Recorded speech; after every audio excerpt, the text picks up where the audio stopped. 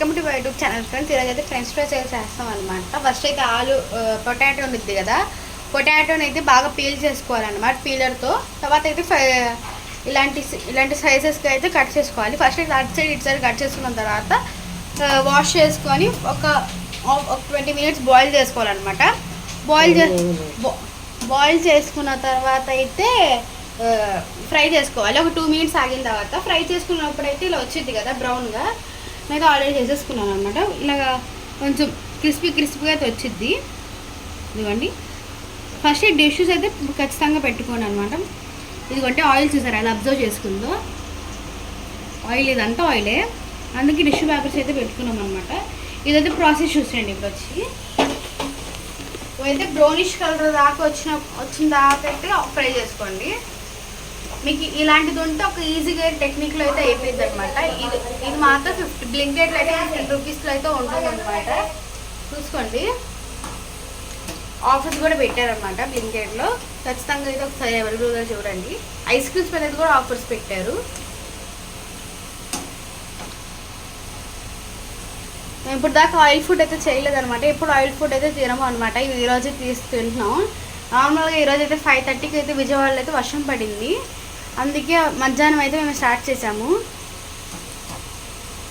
Long video కావాలంటే ఒకసారి comment చేయండి, మళ్ళీ ఇంకోసారి లాంగ్ వీడియో అయితే పెడతామన్నమాట. బాగా ఫ్రై చేసుకోవాలి.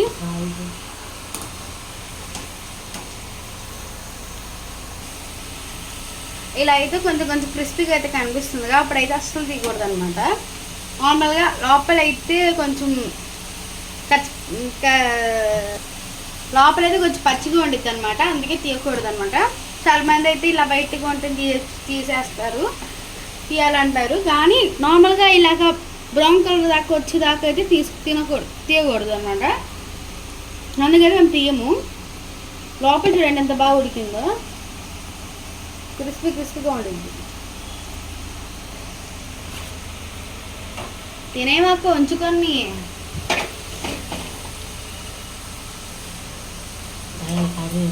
ఇదిగోండి. ఇప్పుడు 2 minutes ఇలా ఇక్కడ వైట్గా బ్రౌనిష్గా వస్తుంది, మీకు అనిపిస్తుంది. ఇదిగోండి, బ్రౌన్గా వచ్చేస్తుంది కదా. ఇంకొక 1 minute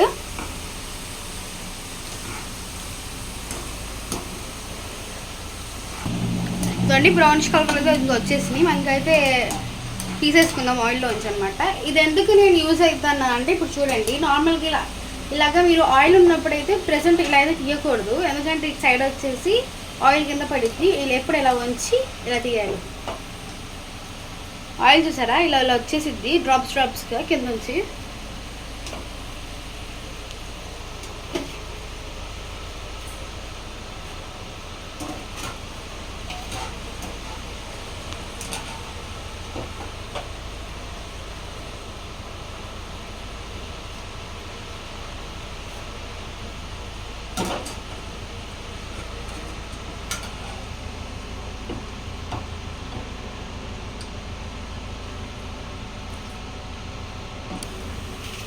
ఇలా ఉంది కదా. ఇప్పుడు నార్మల్గా డిష్ తీసుకొని ఇలా కొంచెం ఆయిల్ అయితే అబ్జర్వ్ చేసినట్టు చేయండి అనమాట.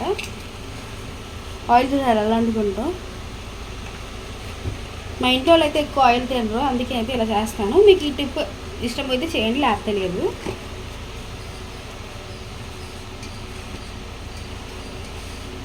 ఇదిగోండి ఎంత ఆయిల్ చల్లింది. ఇదిగోండి ఆయిల్, అందుకే నేను మీకు డిష్యూస్ అయితే పెట్టుకోమని చెప్పాను. ఇప్పుడు ఒక 2 dishes ఇలా పెట్టి ఇలా ఫోల్డ్ చేయండి. ఫోల్డ్ చేసి ఇలా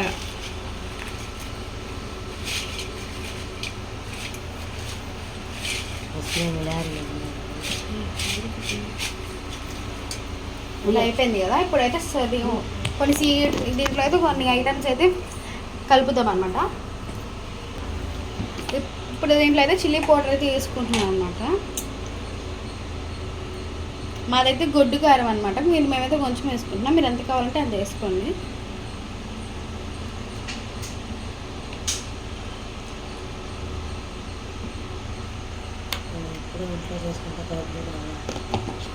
మేమైతే ఎప్పుడూ ఇంట్లోనే చేసుకుంటాం అనమాట, బయటికి అసలు అయితే తిన్నాము. ఎందుకంటే మేము తిన్నాం కూడా మా పెద్దనాన్న మా డాడీ అయితే ఊరుకోరు.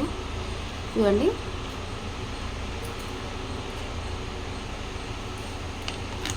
ఇప్పుడైతే కొంచెం మిక్స్ చేసుకుందాం.